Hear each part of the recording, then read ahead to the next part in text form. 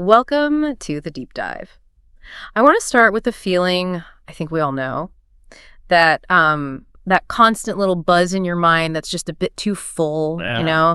You're carrying an incomplete thought or a worry you pushed aside last week or some emotional weight you just never got around to unpacking. It feels like your mind is just full of unfinished business. And that exact feeling, that constant mental clutter, is what our sources are tackling today. This deep dive is all about synthesizing a really fascinating psychological framework. The house of unfinished things. Precisely. We're going inside to map out the psychological architecture of things like overwhelm, self-criticism, burnout, and even past hurts. That's right. So our mission today is pure extraction. We're pulling the core actionable insights from this metaphor. We want to understand the principles behind why we hold on to this stuff and, more importantly, give you the practical steps to start gently, clearing out those internal rooms. Think of it as a shortcut. We're trying to deliver a thorough understanding and fast. Okay, so where do we start? The premise itself is powerful, mainly because it emphasizes gentleness. When you approach this internal space, the sources are really clear. You're meeting a deeper, quieter part of your mind that is actively seeking to heal. So it's not about charging in and trying to fix everything at once. Not at all.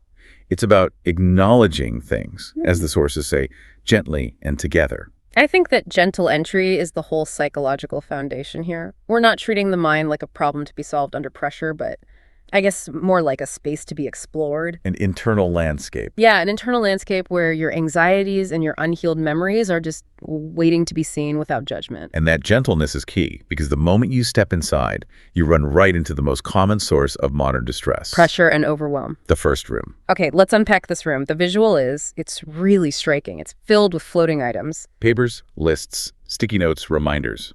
Right. And these aren't just chores. They represent that constant pressure to perform, the need to be perfect, that feeling that you have to manage everything, and the fear of disappointing people. They just float around you, demanding your attention. And that floating feeling translates directly into a serious psychological reality: cognitive overload. The core insight here is that your brain doesn't collapse from weakness. It collapses because it's trying to do what's called simultaneous solving. It sees all those floating papers and tries to grab them all at once. Exactly. It tries to hold them, categorize them, and complete them all at the exact same moment. Which, obviously, just leads to shutdown. But why is the brain even wired to try that? Why try to solve everything at once when it knows it can't? Well, it's a function of our executive system, the prefrontal cortex. It's brilliant at planning, but it's actually pretty bad at parallel processing. So when it faces what it sees as a threat, and to the modern brain, a huge to-do list is a threat, it tries to maximize control by gripping everything. But its optimal function is one thing, then the next. Serial processing. Yeah. Exactly. The system just gets jammed. Okay, that makes perfect sense. So if the problem is simultaneous solving, the solution has to be, intentionally interrupting that reflex? It's a micro-intervention. Yeah. A self-command. One task, one moment, one breath. Sounds so simple. It is, but it's a cognitive trick. You're using language to force your brain back into serial processing. The task gives you focus, the moment forces you into the present instead of future anxiety, and the breath. That's the physical anchor. It grounds your nervous system. I appreciate that, but let me throw a common stumbling block at you. When I'm truly overwhelmed, standing in the kitchen, work email going off, a child needing something at the same time whispering one task, one moment, feels like a luxury I don't have. Right. So how do the sources say we enforce that boundary when life is actively demanding we do 5 things at once? That's where the power of the breath comes in. The sources really emphasize that this technique works because it's a physiological interrupt. You don't need 5 minutes, you just need 3 seconds. Just the breath itself. By physically taking that one conscious breath, you signal to your system that it's temporarily safe enough to release the grip on the other 99 things. It lets your prefrontal cortex focus, just for a moment, on one single thing. It's relaxation enforced by focus. It's like a powerful cognitive reset button. Okay. So once we enforce a little order, the natural tendency for many of us is to, move straight into self-criticism. Which brings us to the second room. This one is a bit dimmer. Yes, this room is all about judgment. You step inside, and there's a mirror, and it reflects back everything you criticize about yourself: mistakes, failures, insecurities. But the key observation here is that the mirror, it exaggerates them. It makes them look much bigger than they really are. Okay, let's unpack this. Why does the mirror make our flaws look so big? I mean, we're talking about the negativity bias, aren't we? Precisely. The negativity bias is the brain's hardwired mechanism to prioritize negative experiences. It's evolutionary. Noticing the dangerous snake in the grass was always more important for survival than noticing a juicy berry. But in modern life, our threat detection system isn't looking for snakes. It's focused on internal threats, our own inadequacies, our flaws, our mistakes. It's always putting a spotlight on what's wrong, while our successes and progress get glossed over. So that explains the exaggeration. The mirror is basically magnifying the perceived threat of a small flaw until it feels like this huge, insurmountable personality defect. Exactly. Yeah. And because the brain dedicates more resources to processing negative info, we fall into these cycles of self-criticism. We keep reinforcing the idea that we're fundamentally broken, even if we've had significant successes that very same day. So the practical step here has to be an active fight against that bias. It's about restoring emotional balance, forcing the brain to see the positive data it naturally ignores. The technique is to practice asking the question, what did I do right today? It sounds so deceptively simple. But it's cognitive restructuring in action. You're deliberately inputting data to counter the bias, and the source material is very clear. The answer doesn't have to be monumental. It can be, I got out of bed when I didn't want to, or I listened to a friend, or even just, I kept trying. These small truths balance the scale. They shrink those exaggerated flaws back down to a manageable human size. But let me ask, if someone is serious about improving, say they really did mess up a big deadline at work, doesn't focusing on small wins distract from the necessary work of self-correction? Aren't we just encouraging denial? That's a great question, but the sources frame this as calibration, not denial. You need emotional balance to sustain self-correction. If the negativity bias convinces you that one mistake means you're fundamentally useless, you lose all the energy and motivation to fix the problem. I see. By acknowledging you also did something right, you prove to your brain that you're competent and capable of future success. It restores the motivation you need for positive change. That reframes the small win. It's not a distraction, it's fuel. Which leads us perfectly into the third room, the one focused on energy and burnout. This room is vital.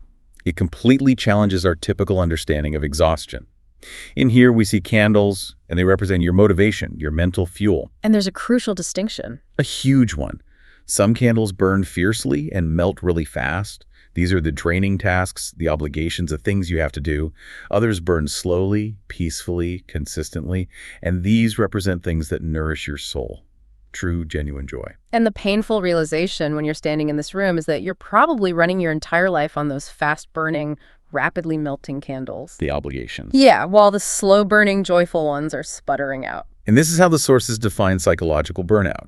It's often misunderstood as simply working too hard, but they define it not just as doing too much, but specifically as doing too little of what gives you joy. So burnout is actually a resource management problem. It's rooted in a lack of intrinsic reward, not just an excess of tasks. Exactly.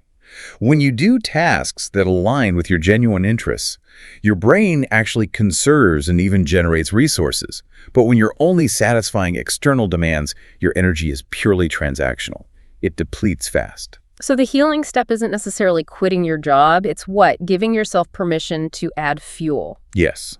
The practical prescription is adding one small, joyful thing to your day. A hobby, listening to one specific album, a 5-minute walk, or even just 5 minutes of silence with a warm drink. But here's the stumbling block again. When someone is truly burned out, they often lack the motivation or even the emotional capacity to start a new hobby, even a joyful one. What do the sources say to the person who feels too tired to even look for joy? The emphasis is on the permission to start small, a microdose of joy. It isn't about taking up painting or learning a new language tomorrow. It's about realizing that these tiny activities, even 5 minutes of focusing on a piece of music you love, refill the tank more effectively than just collapsing on the couch. Which often just masks the depletion. Right? It doesn't resolve it. The source encourages us to prioritize that slow-burning candle, even if it feels selfish, because it is the only way to avoid a total system burnout. It shifts the focus from rest as absence of work to rest as active, joyful replenishment. That's the revolutionary part of the framework. Okay, so we've addressed external pressures, internal criticism, and the resource drain. Now we move to the final conceptual room, which it's often the quietest one. The fourth room, past hurts. This room is poignant. It contains objects covered in dust, representing unhealed memories, old pain, quietly carried trauma. But the atmosphere is notably gentle.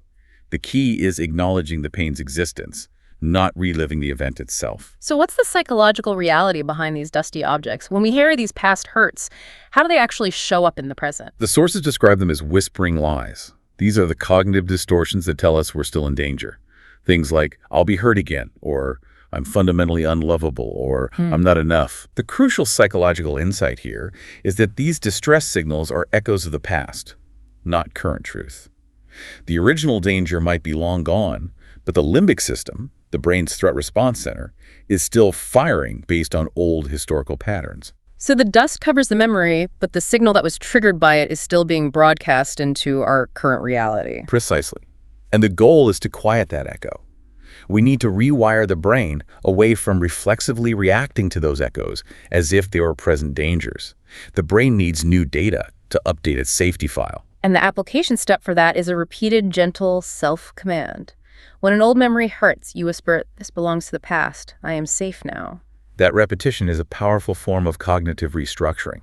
You're not arguing with the feeling. You are providing persistent, factual counter-evidence to your limbic system. And it works slowly, patiently, gently.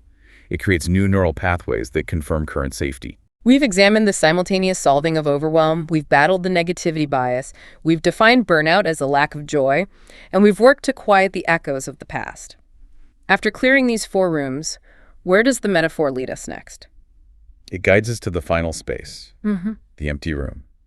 This room is quiet, it's warm, and it holds nothing at all. And this represents the future. Yes, a space with no current expectations, no inherited pressure, no comparisons.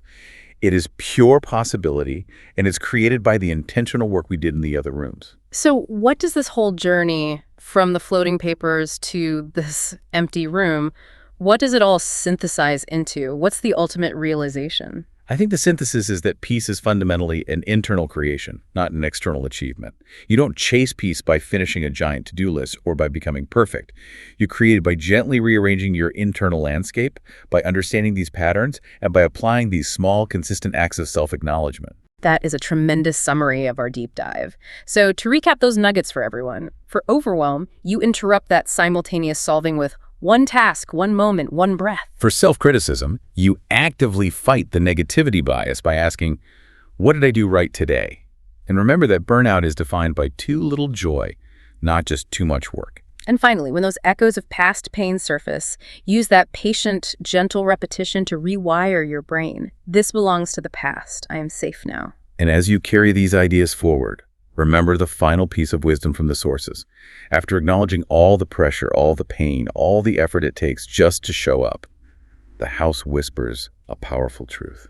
What's that? You are trying, and that is enough for tonight. Don't chase perfect emotional clarity right away. The effort and the acknowledgement you put in today, that is a necessary and sufficient starting point for finding that peace.